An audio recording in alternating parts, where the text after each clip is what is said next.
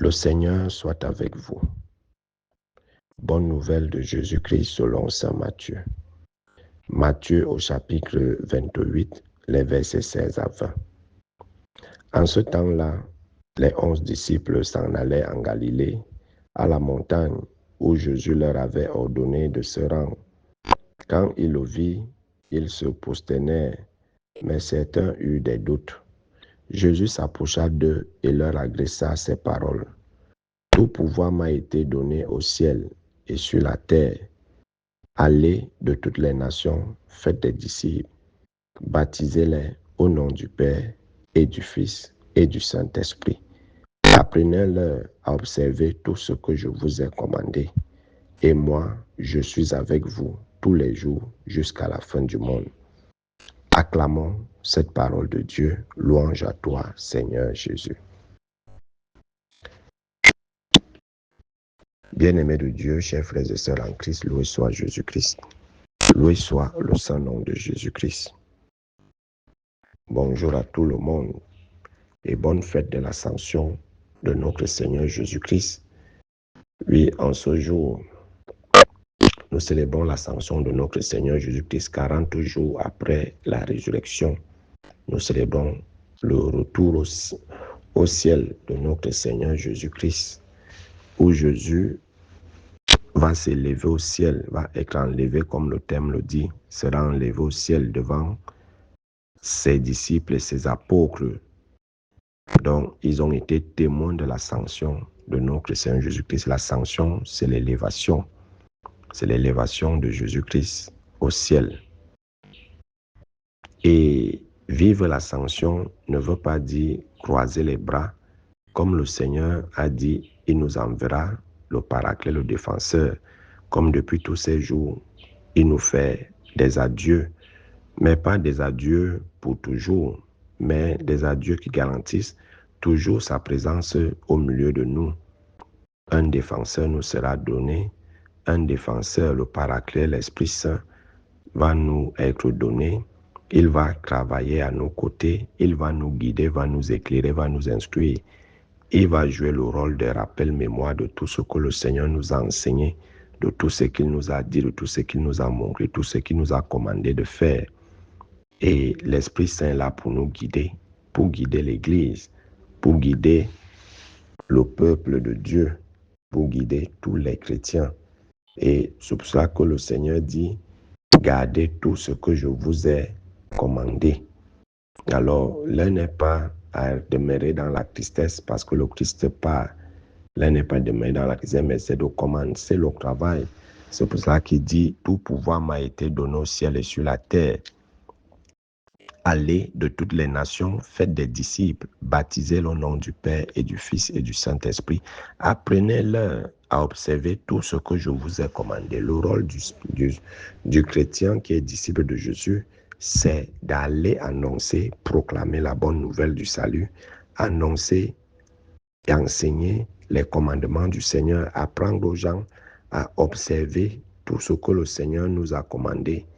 Observer sa parole, les commandements, les mettre en pratique, vivre l'amour, aimer son prochain comme soi-même.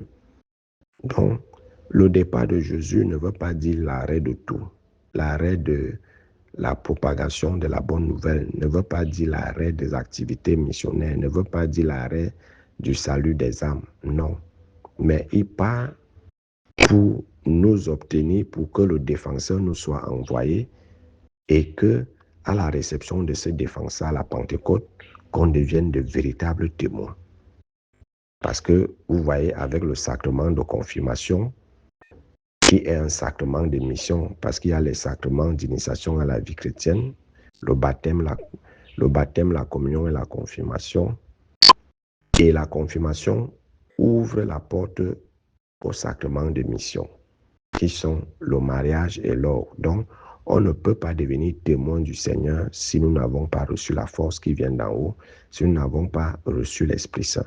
C'est l'Esprit Saint qui fait de nous témoins du Christ, témoins de sa résurrection, témoins de son ascension. Alors, c'est cet Esprit Saint que le Seigneur va nous envoyer 10 jours après l'ascension, parce que en comptant à partir d'aujourd'hui jusqu'à dimanche prochain, nous allons célébrer la Pentecôte, la descente du Saint-Esprit sur les apôtres. Et c'est pour ça que le Seigneur nous disait qu'il est impératif, hypothétique et catégorique pour nous qu'il s'en aille, afin qu'on reçoive le défenseur, le paraclet, qui va nous instruire, qui va nous éclairer, qui va nous donner la force de baptiser dans l'Esprit Saint. Parce que, à part le baptême des gens, qui est le baptême de le baptême de conversion, Jésus inaugure un nouveau baptême. Il dit à ses apôtres, vous serez baptisés dans l'Esprit Saint. Et être baptisé dans l'Esprit Saint, c'est recevoir l'Esprit Saint. Cet Esprit Saint qui viendra à la Pentecôte.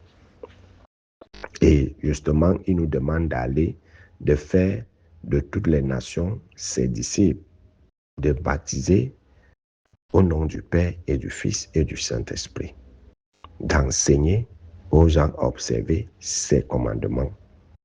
Donc, tout chrétien qui enseigne autre chose que la parole de Dieu, autre chose que les commandements de Dieu, est un mauvais disciple. Il ne met pas en pratique le commandement de son maître qui est Jésus.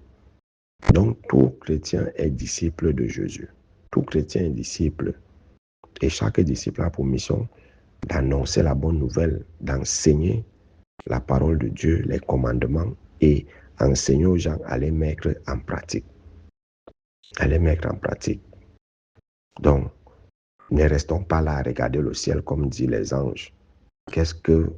Pourquoi restez-vous là à regarder le ciel? Jésus qui est parti, tel qu'il est parti, c'est comme ça qu'il reviendra. Allez commencer la mission.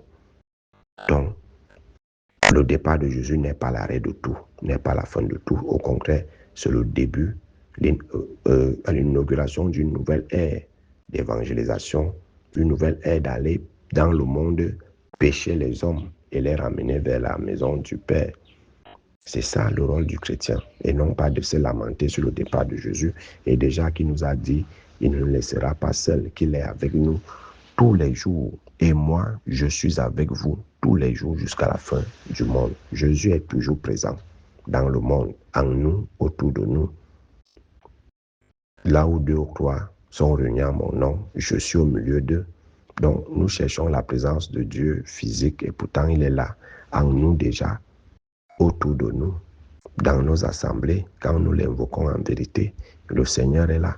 Donc, en ce jour d'ascension, le Seigneur nous invite à se mettre en action, à se déployer, à gagner des âmes, à baptiser, à proclamer la bonne nouvelle, à enseigner les commandements. Pas seulement enseigner, mais comment les observer, comment les mettre en pratique et comment les vivre. C'est ça. C'est ça justement l'objectif de l'ascension. Pour que les disciples ne restent pas là. Comme il a dit, allez attendre. On reste les bras croisés, on pense que tout va encore se faire. Non. Si Dieu nous a sauvés sans nous, il ne peut pas. Si Dieu nous a créés sans nous, autant pour moi, si Dieu nous a créés sans nous, il ne peut pas nous sauver sans nous. Donc, l'un n'est plus à croiser les bras. L'un est à l'action, à la mission. Levons-nous, mettons-nous en marche. Mettons en pratique les commandements du Seigneur. Allons annoncer la bonne nouvelle. Ramenons les âmes égarées, les âmes captives. Délivrons-les.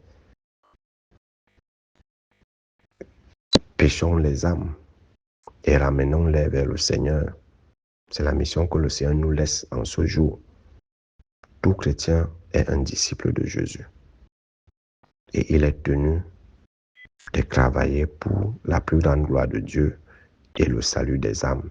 Et Jésus nous dit les textes, il a reçu le nom qui est au-dessus de tout nom. On a donné à Jésus autorité, puissance sur les dominations, les principautés, les puissances. Donc, devant le Christ, rien ne peut résister. Devant son saint nom, tout genou fléchi au ciel, sur terre, en enfer. Alors, pourquoi avons-nous peur? Pourquoi pensons-nous que si Jésus n'est pas là physiquement, on est perdu et il n'y a plus rien à faire? Et pourtant, il suffit d'invoquer son nom en esprit et en vérité, et ce nom fera des miracles. Ce nom fera des prodiges. Son nom détruira les œuvres des ténèbres. C'est pour détruire les œuvres des ténèbres que le Christ est apparu dans le monde. Alors il suffit d'invoquer le nom de Jésus dans ce monde, dans ta famille, dans ta vie, dans tes projets. Et tu verras comment son nom va te relever, va te sauver, va te guérir, va te délivrer, va te restaurer. En célébrant l'ascension de notre Seigneur Jésus-Christ, nous ne devons pas être également des obstacles à l'ascension de nos frères et sœurs. Nous ne devons pas être ceux-là qui mettent les bâtons dans les roues de leurs frères et sœurs afin de les empêcher d'ascensionner. Nous ne devons pas empêcher les autres de s'élever. Parce que beaucoup parmi nous, nous sommes champions d'étouffer l'ascension des autres, de bloquer l'ascension des autres, de tuer même pour empêcher que les autres ascensionnent, de pratiquer sur la vie des uns des autres pour les empêcher d'ascensionner. Combien de personnes avons-nous déjà empêché de s'élever?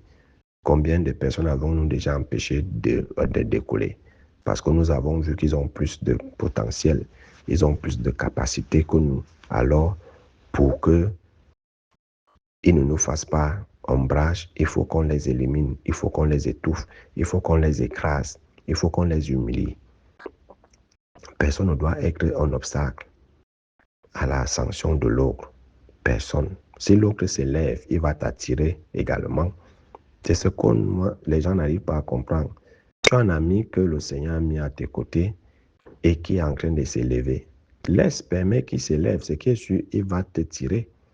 Mais nous, on ne peut pas accepter que tel s'élève et moi, je suis encore là. Qu'est-ce qu'on va faire?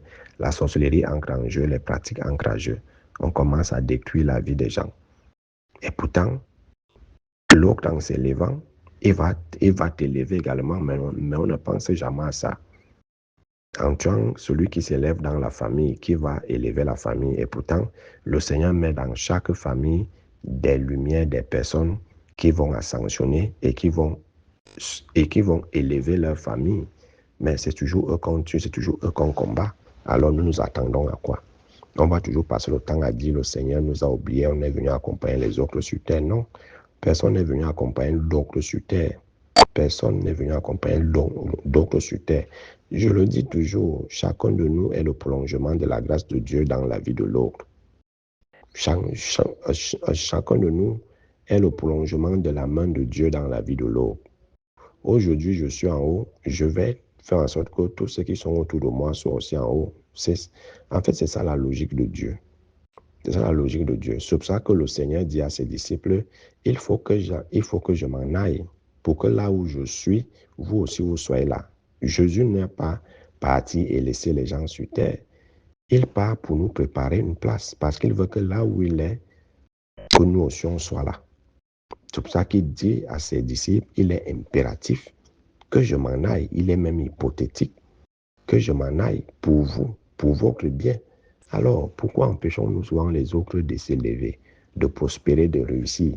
Et pourtant, la réussite de l'autre va nous apporter des avantages qui n'a jamais été aidé par quelqu'un qui était placé quelque part. Quand on parle des réseaux, des relations, c'est que je suis à un poste de décision. Alors, tous ceux qui sont dans mon entourage, si je peux les aider, je vais les aider. C'est ça, justement, quelqu'un derrière quelqu'un. S'il n'y avait pas ce quelqu'un, tu ne devais pas être quelqu'un derrière cette personne. Alors, mais pourquoi voulons-nous toujours faire ombrage, empêcher les autres de devenir quelqu'un afin de faire de nous aussi des quelqu'un de demain? Pourquoi? Je suis en poste de décision, tu vas venir me voir, voilà mes enfants qui vont passer un concours, est-ce que tu peux plaider pour eux afin qu'ils réussissent? Mais la personne aide. J'ai aidé une famille, j'ai aidé une connaissance, j'ai aidé une amitié, j'ai aidé une relation. C'est ça justement la force de l'ascension. C'est qu'en m'élevant, j'élève les autres. Mais certains veulent seulement s'élever seuls. Et dès qu'ils s'élèvent, ils jettent l'échelle, ils coupent l'échelle, ils retirent l'échelle, personne ne doit plus monter. Parce qu'ils veulent seulement être seuls en haut. Ils veulent seulement être seuls en haut. Ils ne veulent pas que les autres s'élèvent, que les autres soient comme lui. Et on a ça dans nos familles. Parce que nos familles, au lieu d'être unies, au lieu de s'entraider afin d'évoluer, afin de s'élever, il y a plutôt la concurrence dans nos familles. Les membres d'une même famille sont en concurrence. Il ne faut pas que tel atteigne mon niveau. Il faut que ce soit seulement moi. Dans les réunions de famille, que ce soit mon nom. Au village, dans les cérémonies, que ce soit toujours moi. Que ce soit toujours moi. Il ne faut pas qu'on parle des autres, qu'on appelle les noms des autres. Et ces personnes sont toujours incapables d'aider les autres. Il a tous les moyens qu'il faut. Les relations matérielles, financières pour aider les autres, mais ils ne le font pas. Ils ne le font pas. Et ce genre de personnes qui sont comme ça ont été sanctionnées par le diable parce que quelqu'un qui a été élevé par Dieu ne va pas se comporter ainsi. Au contraire, il sait que ce qu'il est, c'est par la grâce de Dieu et par le concours des prières et le soutien de beaucoup de personnes qui ont prié, qui ont même contribué à ce qu'il s'élève. Mais dès qu'ils arrivent au sommet, ils oublient tous ceux qui l'ont aidé, ils oublient tout le monde et ils ferment la porte. Il ne veut même plus recevoir, il ferme son téléphone, il bloque tout le monde parce qu'il ne faut pas qu'on le gêne.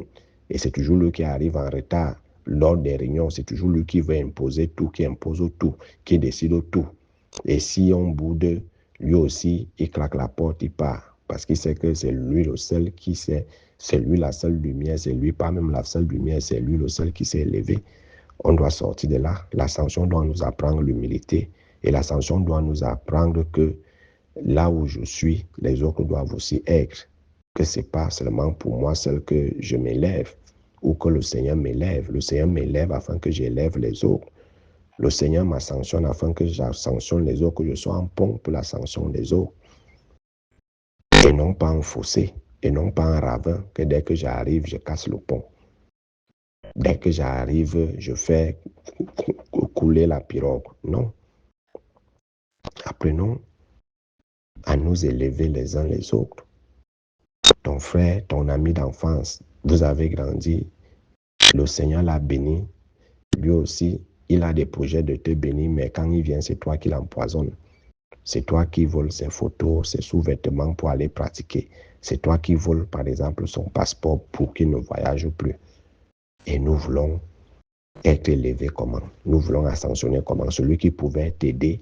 Donc voilà que tu as bloqué parce que oui, mieux, vous serez au même niveau. Bon, vous êtes au même niveau, tu gagnes donc quoi dans ce même niveau? Depuis que tu lui as fait du mal, qu'est-ce que vous gagnez? Tu es dans la misère, il ne peut plus t'aider comme il t'aidait. Il ne peut plus te dépanner comme il te dépannait quand il était en haut. Maintenant qu'il souffre. C'est-à-dire, les gens aiment la misère, la souffrance. Celui qui t'aidait, c'est à lui que tu fais du mal. Après, toi aussi, après avoir anéanti sa vie, son avenir, il ne peut plus t'aider, il ne peut plus te dépanner, il ne peut plus rien t'apporter. Et ça te rend fier de rester dans cet état. Ça te rend fier de voir que, ouais, il n'a même pas le remords que, ouais, pourtant c'est lui qui me dépannait, c'est lui qui gérait tous mes problèmes et tout suffisait que je l'appelle, que je bip, que j'envoie un message, il réagissait. Mais voilà que vous êtes donc au même niveau, il t'a donc retrouvé dans ton même niveau. Qu'est-ce que tu as donc? Est-ce que tu t'es donc à sanctionner? Est-ce que tu t'es donc élevé après avoir fait cela? Non. Alors, laissons les autres s'élever afin d'être élevés par eux. C'est pour ça que Jésus part. Il ne part pas pour demeurer seul. Là où il est, il faut que les autres soient. C'est pour ça qu'après notre passage sur terre, on doit retourner auprès de notre Père.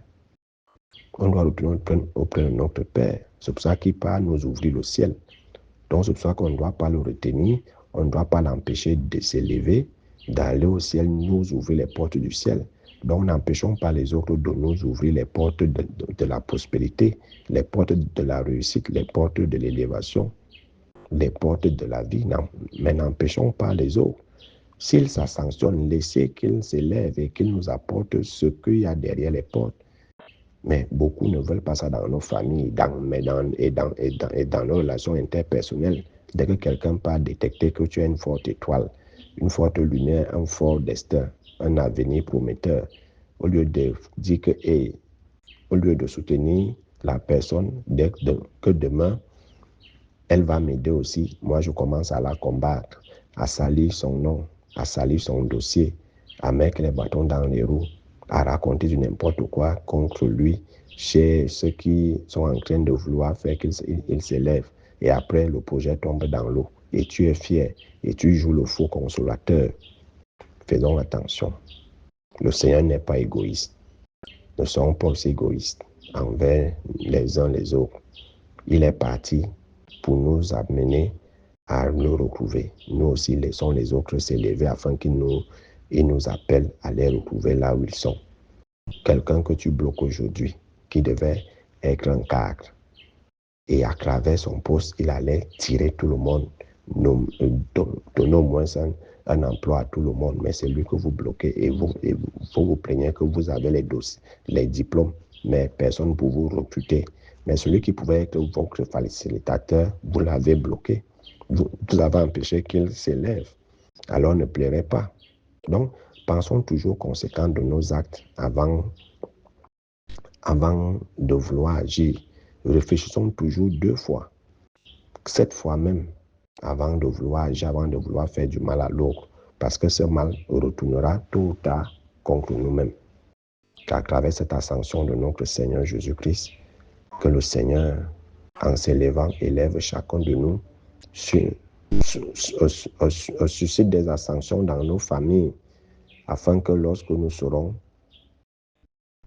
ascensionnés, élevés, que nous aussi on élève les autres, qu'on ne soit jamais un obstacle à l'ascension des autres, et que ceux qui ont été élevés, qu'ils pensent aussi à ceux qui parfois se sont sacrifiés pour eux, à ceux qui ont tout donné pour qu'ils soient là où ils sont, qu'ils ne soient pas égoïstes, ingrats et méconnaissants de la valeur des autres, mais qui les aident à s'élever comme le Christ, pas pour nous préparer une place auprès de lui.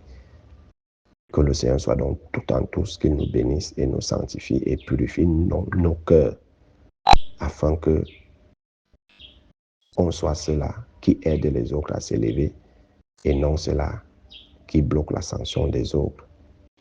Et que si on est élevé à notre tour, qu'on élève aussi les autres. Loué soit Jésus-Christ. À jamais.